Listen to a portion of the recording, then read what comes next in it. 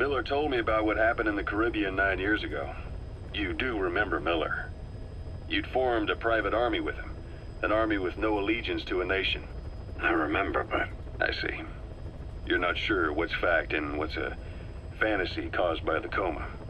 It's still all a mess, huh? All I can do is tell you the facts as they were told to me. I've gone easy on you up until now, but this is where the hard stuff begins. 1974, the year before you entered your coma. You were in Colombia, operating with a small unit of men, basically mercenaries. Miller was among them. Miller was trying to find a way to turn his and your talents into a line of work. He was looking to start a business where you would fight on behalf of others around the world, those who needed military force. But the reality was, at that time, you didn't have enough gear to equip your own men. Then Miller came across this client. It was a huge job he was offering, but you had a shot at pulling it off. You accepted it and headed into Costa Rica. The client even threw in an offshore facility in the Caribbean. The mother base, that would be your new base of operations. Miller sure did have a head for business. As your mission went on, your unit grew and grew.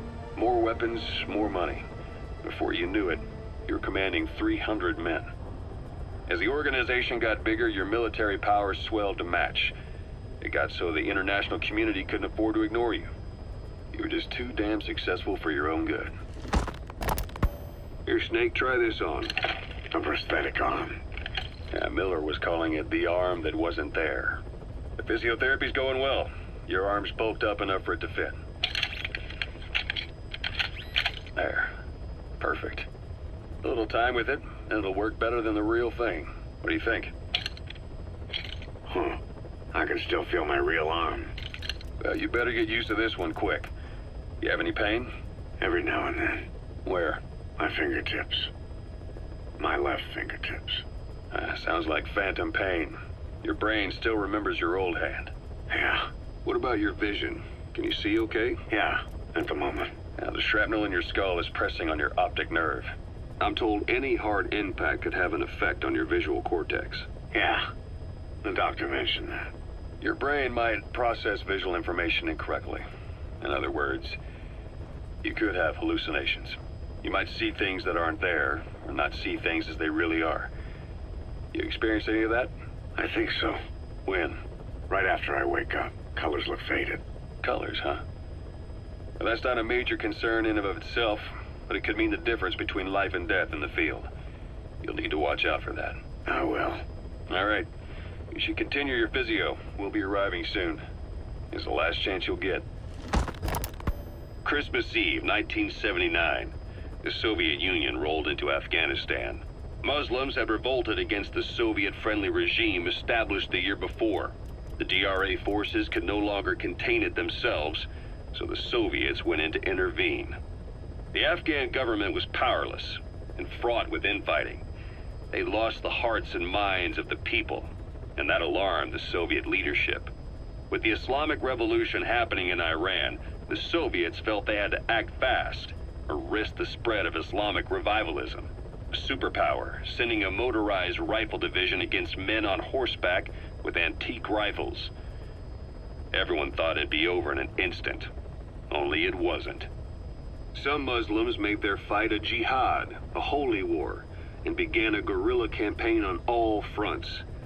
A war of attrition. These fighters call themselves Mujahideen. They're being supported by the West through Pakistan. That's why Miller was involved. He was training them near the Zero Line, sponsored by the CIA. The war has become a nightmare for the Soviet troops stationed here. They thought they'd be headed home in 6 months at the most.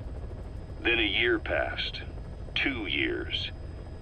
Now here we are 4 years on with no exit in sight. Afghanistan has become the Soviet Union's Vietnam. The Soviet troops on the ground want to go home, but at least they have homes to go back to. The Afghans have lost theirs. The Soviets destroy the kishlaks, villages, wherever they can. They burn down homes and fields, fill in wells, turn pastures into minefields. It's created a mass of refugees who fled to Pakistan.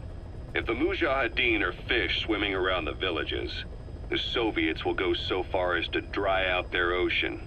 But this has had a big price.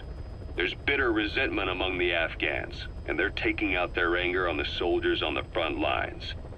Among the Mujahideen are the Pashtun people. They're fiercely devoted to their code of Badal, or revenge. Soviets they've captured have had their hands, feet, and noses cut off before being left to die at the side of the road, just to show their comrades what they're capable of. Friendlies who come across them can do nothing but put them out of their misery. Then they burn down another village in retaliation. And the cycle of vengeance goes on. Snake, I wanted to ask you about the man on fire. What do you remember from the hospital? Anything we can use? Well, he took off the moment the sprinklers started up. Sprinklers? The fire system? And when he got sprayed with water from the burst pipe, it slowed him down. When we escaped on horseback, he wouldn't cross the river either. And then it started to rain. And he disappeared. Water against fire. Is it that simple? I mean, it makes sense. It's just hard to believe it would work on a guy like that.